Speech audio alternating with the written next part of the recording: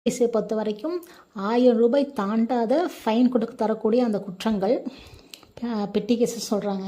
அதே போல் நீங்கள் பிஎன்எஸ்எஸ் பார்த்தீங்கன்னா அந்த 1000க்கு பதிலாக 5000 மாற்றி வச்சுருக்காங்க.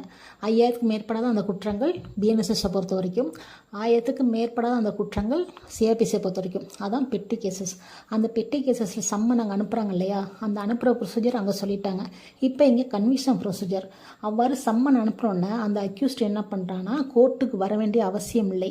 வராமலே என்ன பண்ணலாம், அதாவது போஸ்ட் மூலமாகவோ ஒரு மெசஞ்சர் மூலமாகவோ ஒரு கடிதம் அனுப்பினால் போதும். அவ்வாறு அந்த கடிதத்தில் என்ன இருக்குன்னா, நான் இந்த மாதிரி சம்மன் அனுப்பிச்சிருக்கீங்கன்னா அந்த கேஸை ஒத்துக்கிறேன், அதே போல் சம்மனில் குறிப்பிட்ட அந்த தொகையை நான் செலுத்த தயாராக இருக்கேன்னு சொல்லிட்டு எழுதி அனுப்பினாலே போதும்.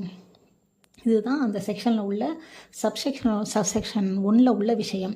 அதே சப்செக்ஷன் 2 பார்த்தீங்கன்னா, இதே அந்த இடத்துல அவர் மெசஞ்சர் மூலமாகவோ இல்லை அட்வொகேட் ப்ளீடர் மூலமோ அந்த வழக்கை அவரோட ஆஜர் இல்லாமல் அந்த கேஸை ஒத்துக்கும்போது அந்த ஃபைன் அமௌண்ட்டை வேணால் அந்த மேஜிஸ்ட்ரேட் அட்ஜஸ்ட் பண்ணி போடலாம். இதுதான் சப்செக்ஷன் 2ல் சொல்லப்பட்ட விஷயம்.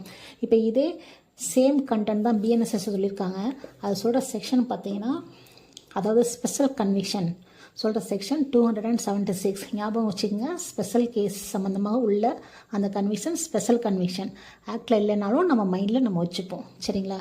நெக்ஸ்ட்டு 254 ஆஃப் சிஆர்பிசி, அதாவது என்னென்னா ப்ரொசீஜர் வென் நாட் கன்விக்டட். இப்போ 2 செக்ஷன்லையும் கன்விக்ட் பண்ணலை, இங்கே 2 செக்ஷனில் கன்விக்ஷன் வருது இல்லையா, 252 அண்ட் 253.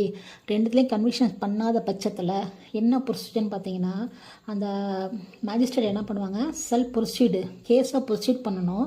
அப்போ ப்ராசிக்யூஷனை கேட்டு ப்ராசிக்யூஷன் கொடுக்குற அந்த எவிடன்ஸ் எல்லாம் எடுத்துகிட்டு மற்றும் டிஃபென்ஸ் சைடை கேட்டு டிஃபென்ஸ் சைடு உள்ள அந்த எவிடன்ஸ் எல்லாம் எடுக்கணும். சரிங்களா? இதெல்லாம் எடுத்து முடிக்கணும். அதுதான் சப்செக்ஷனில் 1ல் சொன்னாங்க.